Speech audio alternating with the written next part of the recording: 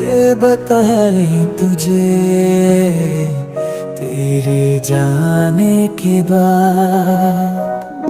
सुबह के 10 बजे थे। शहर के सभी बड़े छोटे बिजनेसमैन की धड़कनें थमी हुई थी, क्योंकि इस साल का टॉप 1 टेंडर आज किसी के नाम होने वाला था, जिसकी वजह से न जाने कितनी कंपनियों के शेयर्स गिरने वाले थे, तो किसी की तरक्की की ऊंचाइयों को छूने वाले थे। सभी टॉप बिजनेसमैन की गाड़ियां आ चुकी थी, उनके साथ ही मीडिया रिपोर्टर्स भी मौजूद थे। वही उनके पुराने सवाल। सर, आपको क्या लगता है इस बार का टेंडर किसको मिलने वाला है? पूरे साल इस टेंडर का इंतजार रहता है। सब मीडिया को इग्नोर करते हुए अंदर चले गए। बाहर मीडिया की खचाखच भीड़ और साथ ही छोटे बिजनेसमैन धड़कनें रोक कर बैठे थे। थोड़ी देर बाद अनाउंसमेंट होती है। इस साल का top 1 tender goes to Singhania group of industries, mister Rajveer Singhania. Congratulation mister Singhania. ये न्यूज सुनकर न जाने कितने ही बिजनेसमैन के दिल धक से बंद हो गए, क्योंकि राजवीर सिंघानिया बिजनेस वर्ल्ड का बादशाह था। वो प्रोजेक्ट टेंडर जिस पर हाथ रखता वो उसके नाम हो जाते। अभी उसे बिजनेस ज्वाइन किए हुए 2 साल हुए थे और इस 2 साल में अपनी कंपनी को टॉप 10 में फर्स्ट पोजीशन पर लाकर रखा था। लेकिन उसे बिजनेस वर्ल्ड का सबसे क्रूर इंसान भी बोला जाता था, जिसकी कोई कमजोरी नहीं थी, बल्कि वो हर चीज को पैसे से तोलता था।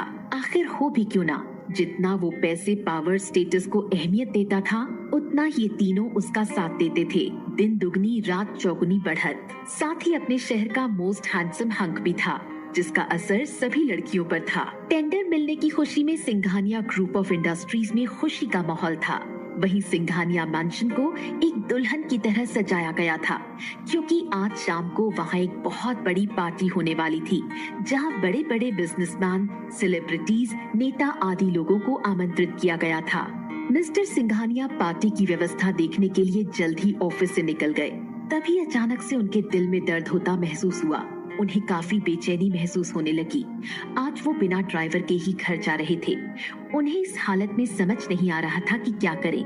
वो जल्दी से कार के बाहर निकले और वहीं रास्ते में गिर गए। उन्हें देखते ही लोगों ने पहचान लिया, लेकिन मदद के लिए कोई आगे नहीं बढ़ा। अरे, ये तो मिस्टर सिंघानिया है, सिंघानिया ग्रुप ऑफ इंडस्ट्रीज के मालिक। अरे, कोई इन्हें हॉस्पिटल ले चलो, तबीयत ज्यादा बिगड़ रही है इनकी। अरे भैया, दूर रहो, ये बड़े लोग हैं, इनको छूने का मतलब अपनी जान दांव पर लगाना। बाकी सब खड़े देख रहे थे, किसी की हिम्मत नहीं हो रही थी उनके पास जाने की। तभी अचानक से आरोही की नजर उन पर पड़ी। वो दौड़ते हुए उनके पास आई। ज्यादा तबीयत खराब होने की वजह से उन्हें हॉस्पिटल ले गई। उधर दूसरी तरफ टेंडर मिलने की वजह से सिंघानिया ग्रुप ऑफ इंडस्ट्रीज के शेयर बढ़ते जा रहे थे, वहीं व्यास एंटरप्राइजेस के शेयर लुढ़कते जा रहे थे। रामजी व्यास चाहते हुए भी कुछ नहीं कर पा रहे थे, बस परेशान होकर ऑफिस में इधर से उधर टहल रहे थे। तभी उनका असिस्टेंट आया। रवि, क्या इसका कोई उपाय है? सर, इस मामले में आपकी मदद सिंघानिया ग्रुप ही कर सकता है। हमें मिस्टर सिंघानिया से बात करनी चाहिए। ठीक है, मिस्टर सिंघानिया से मीटिंग फिक्स करवाने में मदद करो। ओके सर, मैं जल्दी कांटेक्ट करता हूँ। इधर आरोही मिस्टर सिंघानिया को हॉस्पिटल लेकर पहुँचती है। सारे डॉक्टर मिस्टर सिंघानिया को देखते ही पहचान जाते हैं। सब उनको एडमिट करने के प्रोसीजर में लग जाते हैं। जल्द ही उनको एडमिट कर लिया जाता है। उधर सिंघानिया मैंशन में शाम की पार्टी की तैयारियां चल रही थी। तभी उन्हें कॉल आया। सब जल्दबाजी में हॉस्पिटल के लिए निकल गए। अब तक मिस्टर सिंघानिया भी खतरे से बाहर थे और उनको दूसरे वार्ड में शिफ्ट कर दिया गया। डॉक्टर मिस्टर सिंघानिया को आरोही के बारे में बताकर दूसरे पेशेंट देखने चले गए। फिर आरोही उनके पास आती है। हेलो मिस्टर सिंघानिया, अब आपकी तबीयत कैसी है? आपके घर वालों को इन्फॉर्म कर दिया गया है, वो लोग आते ही होंगे। थैंक यू बेटा। नाम क्या है तुम्हारा? जी, आरोही। फैमिली क्या करती है तुम्हारी? जी, श्यामजी व्यास मेरे पापा हैं, व्यास एंटरप्राइजेस के मालिक। तभी पीछे से मिसेस सिंघानिया आती हैं। कैसी तबीयत है आपकी? अरे, मैं बिल्कुल ठीक हूँ। मिस्टर सिंघानिया आरोही की तरफ इशारा करते हैं। इस बच्ची की वजह से मैं ठीक हूँ। थैंक यू बेटा, आपका ये एहसान हमेशा रहेगा। अरे नहीं आंटी जी, ये मेरे पापा जैसे हैं, इतना तो मेरा फर्ज बनता ही है। हमेशा खुश रहो बेटा। अच्छा आंटी जी, मैं चलती हूँ। जैसे ही आरोही बाहर निकलती है, राजवीर से टकरा जाती है। अंधी हो क्या? दिखाई नहीं देता? सॉरी। आरोही राजवीर को देखकर चौंक जाती है। ओह, तो तुम हो।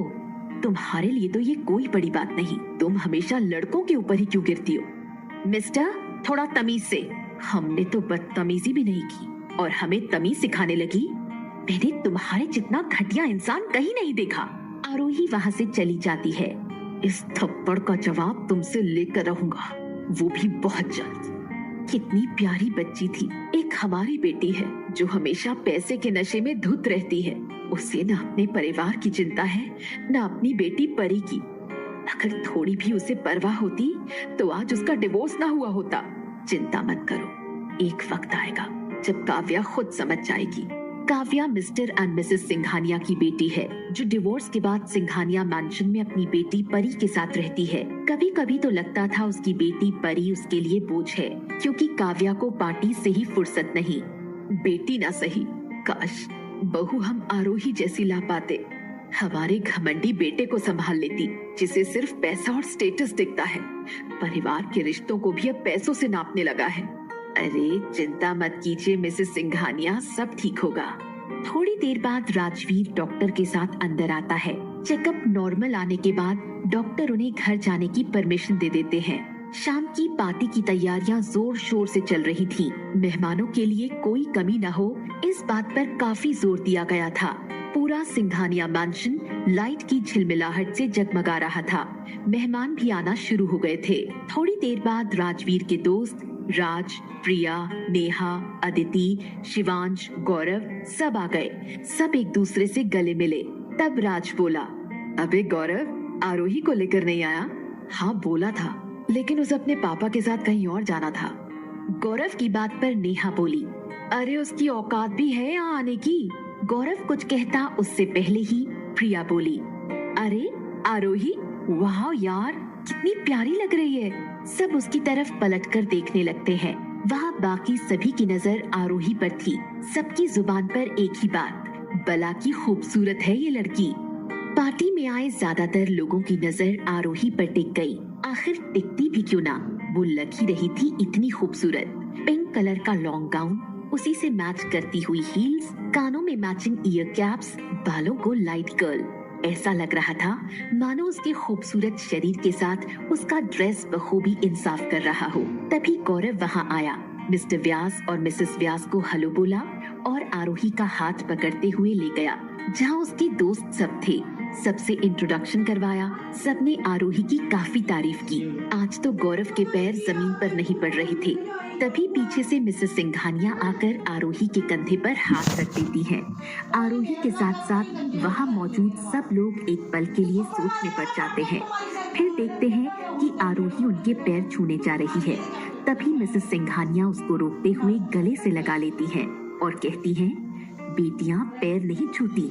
फिर उसे सबसे मिलवाने के लिए ले जाती हैं। गौरव के साथ साथ सब अचंभे में पड़ गए।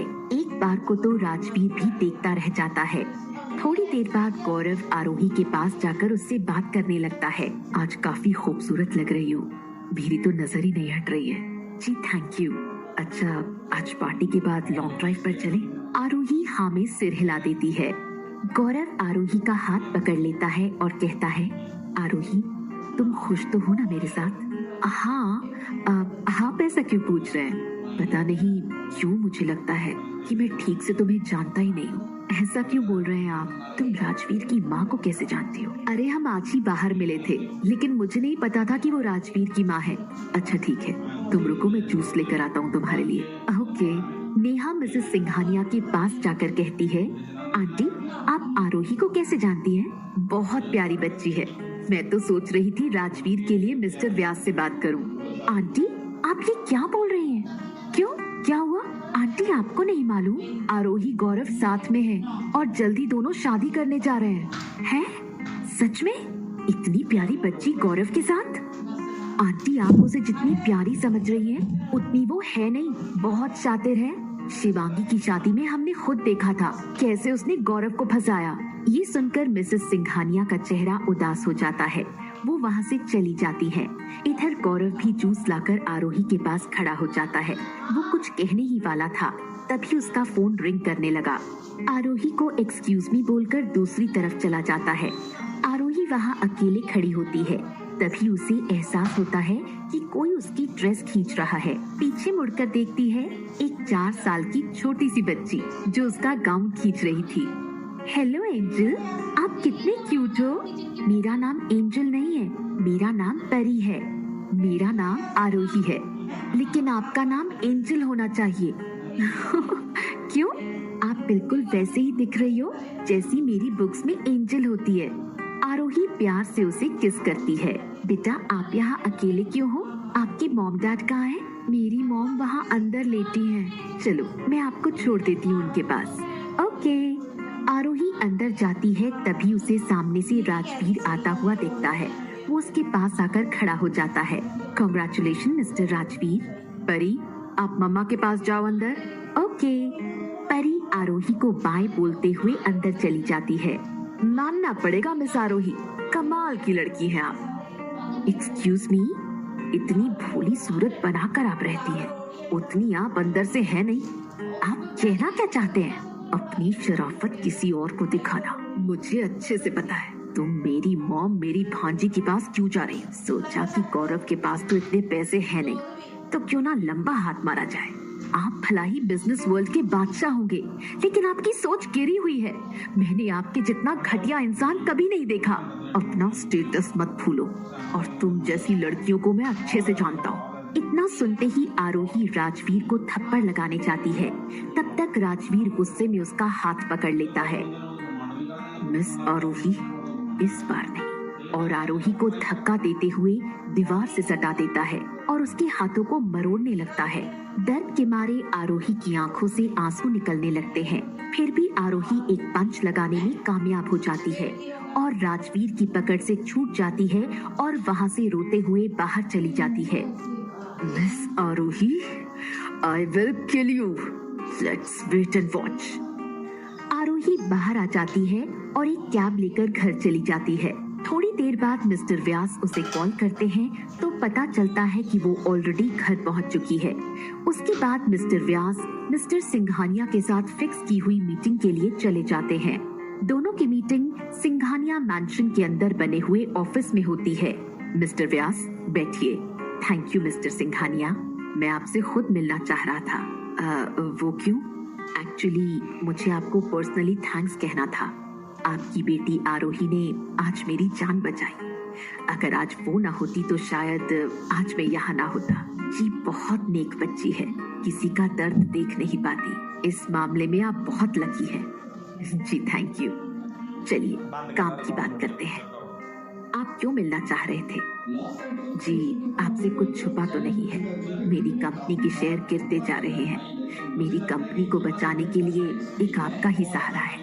मिस्टर व्यास, आपकी बेटी का हमारे ऊपर एहसान है। उसके बदले में आपके लिए कुछ भी कर सकता हूँ। जितना सुना था आपके बारे में, आप उससे कहीं ज्यादा नरम दिल इंसान हैं। अरे अब छोड़िए लोगों की बातें। चलिए ठीक है, मैं अपने असिस्टेंट माधव से बोलकर फिक्स करता हूँ। थैंक यू मिस्टर सिंघानिया, आपका ये एहसान मैं जिंदगी भर नहीं भूलूंगा।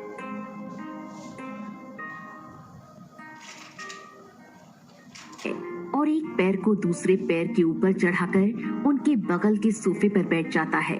मिस्टर व्यास जो पास में ही बैठे थे, उनके माथे पर पसीने की बूंदें दिखने लगी। ऐसा लग रहा था मानो उनकी जुबान जम गई हो। उनके हलक से कोई आवाज नहीं निकल पा रही थी। उस शांत माहौल को भंग करते हुए राजवीर ने फिर से बोला, मिस्टर व्यास, आपकी बेटी ने जो मेरे डैड के लिए किया, उसके लिए मैं तहे दिल से शुक्रिया अदा करता हूँ और इसके बदले में आपकी कंपनी के साथ 100 करोड़ की डील करना चाहता हूँ। मिस्टर व्यास बोले, आपका मतलब? मैं अपने 100 करोड़ रुपए आपकी कंपनी के प्रोडक्ट पर लगाना चाहता हूँ और आपकी कंपनी के डाउन होते शेयर की वजह से मैं ये डील 2 दिन के अंदर फाइनल करना चाहता हूँ। मिस्टर सिंघानिया, आप जब बोले। मिस्टर व्यास, आपने शायद ध्यान नहीं दिया। मैंने कहा था मैं बिजनेस करता हूँ, एहसान नहीं। तो इस डील को फाइनल करने से पहले मेरी एक शर्त है। कैसी शर्त? मिस्टर व्यास अंदर ही अंदर डर रहे थे, क्योंकि उन्हें मालूम था राजवीर सिंघानिया किस स्वभाव का व्यक्ति है और उन्हें ये भी मालूम था कि राजवीर सिंघानिया जो चाहता है वो हासिल कर लेता है। मैं आपकी बेटी से शादी करना चाहता हूँ, वो भी डील फाइनल करने से पहले। मिस्टर व्यास अवाक होकर देखते रह जाते हैं। राजवीर, ये क्या बदतमीजी है? कम ऑन डैड, आप और मॉम भी तो यही चाहते थे कि आपकी बहू आरोही बने। फिर पता नहीं क्यों आप लोग अपनी बातों से पीछे हो गए। राजवीर, लेकिन ये गलत है। ये बताए तुझे तेरे जाने के बाद